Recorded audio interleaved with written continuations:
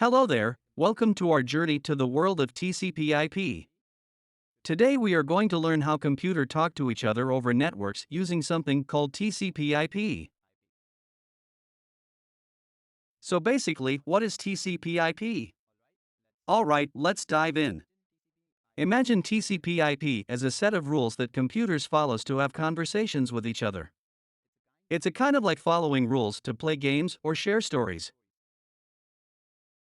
Take off TCP as a messenger with superhero qualities.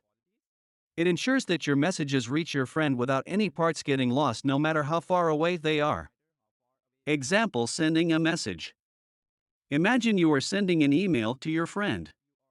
TCP makes sure that every part of your message reaches your friend's computer in the right order, just like piecing together a puzzle.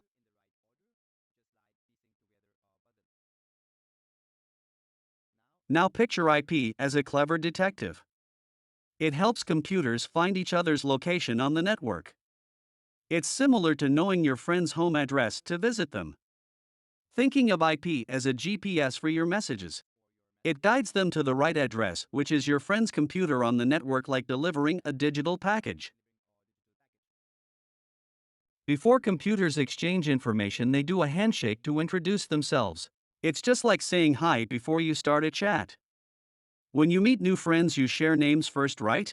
So computers do something similar to start their conversation on the network. Now big messages become smaller packets for sending. It's like breaking a puzzle into pieces for easy transport. Imagine you are sending a huge puzzle picture to your friend. You chop it into pieces and your friend assembles them on the other side to see the complete picture. Remember passing notes in class? So computers sends and receive packets of data to share information, just like you share notes with your classmates. TCP IP helps computers chat worldwide, just like people talk on phone across the globe.